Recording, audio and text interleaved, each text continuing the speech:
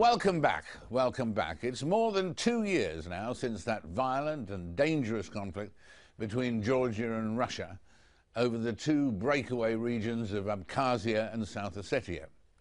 But time has done little to heal the wounds between the two countries.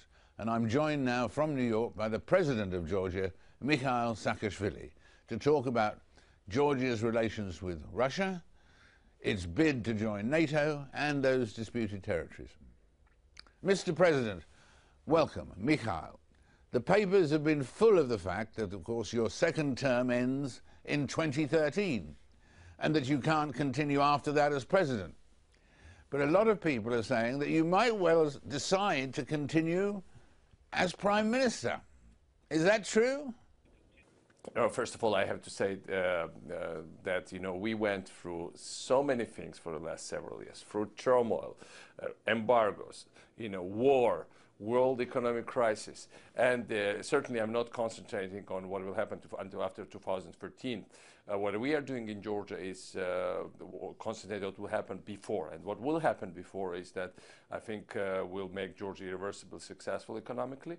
We'll make political system, entrenched political system, fully democratic and complying with European standards. And by 2013 there will be no single center of power in Georgia, because the way Parliament is changing the Constitution is that the President will stay powerful and I will not be able to run for President. Parliament will control fully the government, and prime ministers might change much more often than the president, because that's how the political system will be structured. And as I said, my main focus, what will happen until then, all our programs in until then, although I'll be very happy if this group of reformers that I brought to power, the ideology of reforms that made Georgia successful, stays in place, and I'll do my best to keep it there. How I can help them to keep it, that's I'll decide it when the time approaches. But I don't think it's focused on my future positions in any way. I have great plans for afterlife as well. Mr. Medvedev said the other day, quote, "As soon as Georgia gets a new leader, we will have every opportunity to restore ties." Do you think this is true? Or do you think that ties will never be restored, whoever's in charge of Georgia? Well, Mr. Medvedev is on his way out. That's at least the impression I've got. Vladimir Putin is certainly braced to come back. And all the wishful thinking connected with, liberal Medvedev versus bad guy Putin and, the internal struggle, I think will be over with that change. And, the point here, but the question is deeper than that. By saying we will never deal with this government of Georgia, they basically are saying we will never deal with democratically elected government of Georgia. That's to say, with the people of Georgia. Now, this is the country that occupies 20% of my country's sovereign territory. This is and that it's a fact. It's qualified as illegal occupation by main responsible actors of international relations.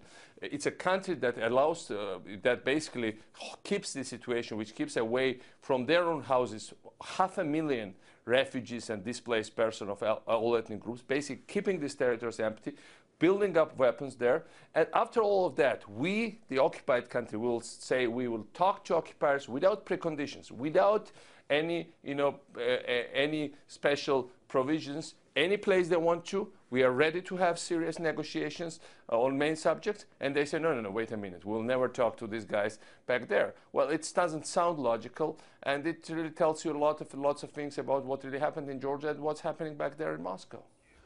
When you were elected as president in 2004, you announced your plan for Georgia to join NATO.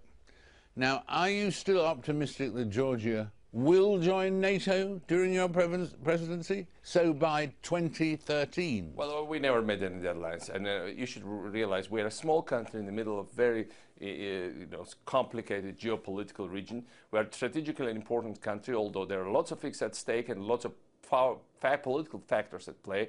And of course, we didn't change our mind. But on the other hand, we are developing relations with all the other countries in the region. We are developing relations with, with the countries to the south, with our other former Soviet countries like Ukraine, like Central Asia, Caspian, Turkey, and the European Union. Indeed, we started association agreement talks with the European Union. We are starting the free trade agreement. We signed strategic relations treaty with the United States. So, we are just not fixated only on one goal. There are many other things. And while, of course, we never gave up our aspirations. We want to be members of serious club. We want to be, we want to have secure future, and it's a natural right and aspiration of especially any small people and the democratic nations. You hope, of course, to regain the territories of South Ossetia and Abkhazia, but with the strengthening of Russian troops in the area, have you put that to one side, or do you still have a lingering hope? The situation we have now is qualified as illegal occupation.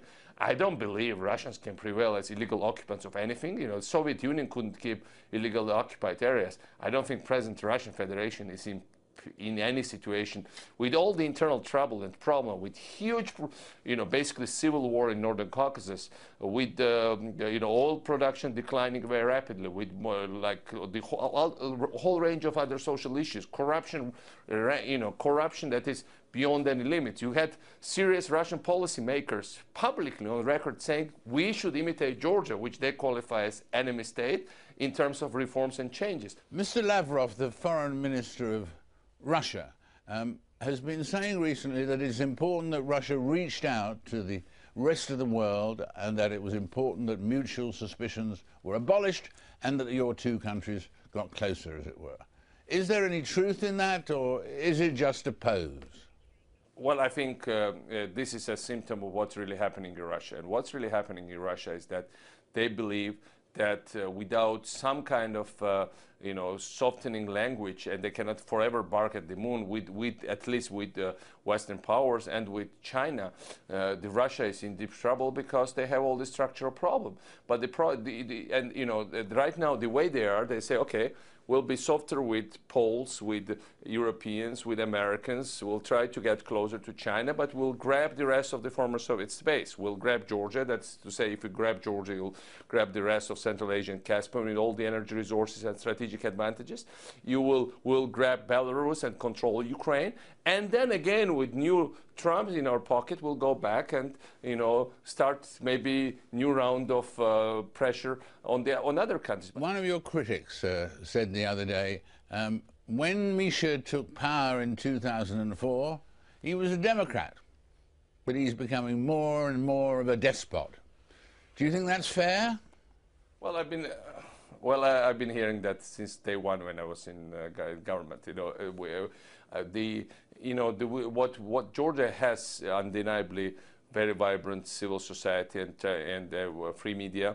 We just held elections that were held by outside world as free and fair, and quite a rare thing in our part of the world.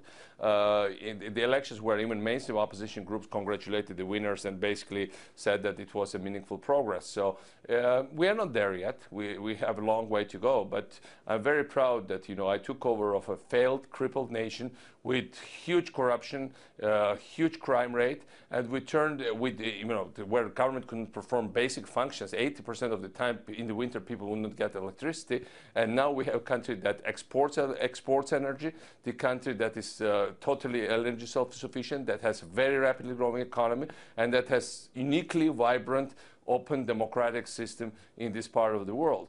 You mentioned last time, Misha, last time we spoke, that there were pharmacists in the Kremlin preparing poisons for people not a million miles away from yourself.